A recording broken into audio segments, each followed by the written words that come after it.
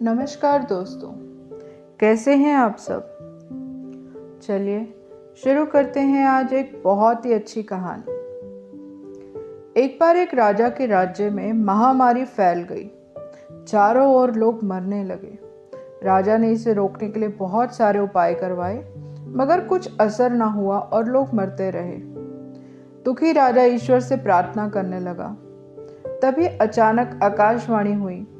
आसमान से आवाज आई कि हे राजा, तुम्हारी राजधानी के बीचों बीच जो पुराना सूखा कुआं है, अगर अमावस्या की रात को राज्य के प्रत्येक घर से एक एक बाल्टी दूध उस कुएं में डाला जाए तो अगली ही सुबह ये महामारी समाप्त हो जाएगी और लोगों का मरना बंद हो जाएगा। राजा ने तुरंत ही पूरे राज्य में घोषणा करवा दी कि महामारी से बचने के लिए अमावस्या की रात को हर घर से कुएं में एक एक बाल्टी दूध डाला जाना अनिवार्य है।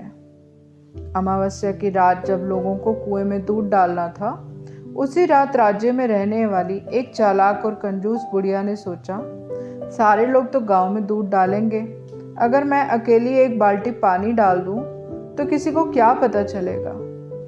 इसी विचार से उस कंजूस बुढ़िया ने रात में चुपचाप एक बाल्टी पानी कुएं में डाल दिया। अगले दिन जब सुबह हुई तो लोग वैसे ही मर रहे थे।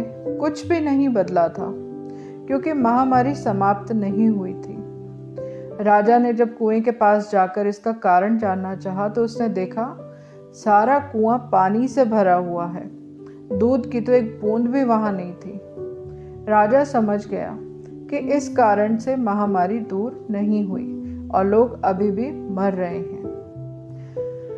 दरअसल ऐसा इसलिए हुआ क्योंकि जो विचार उस बुढ़िया के मन में आया था, वही विचार पूरे राज्य के लोगों के मन में भी आ गया और किसी ने भी कुएं में दूध नहीं डाला। मित्रों, जैसा इस कहानी में हुआ वैसा ही हमारे जीवन में भी होता है।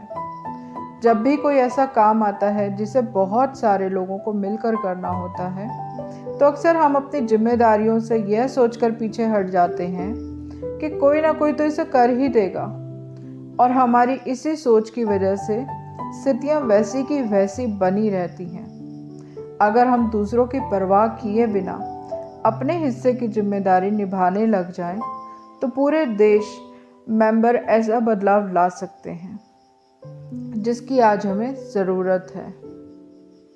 दोस्तों, अगर आपको मेरी ये कहानी अच्छी लगी हो तो प्लीज़ इसे लाइक करिएगा, अपने दोस्तों के साथ इसे शेयर करिए, सब्सक्राइब करिए, ताकि मेरी आने वाली कहानियों को आप पहले सुन सकें। और प्लीज़ अपने कमेंट सेक्शन में बताइएगा कि मेरी ये कहानी आपको कैसी लगी। Thank you.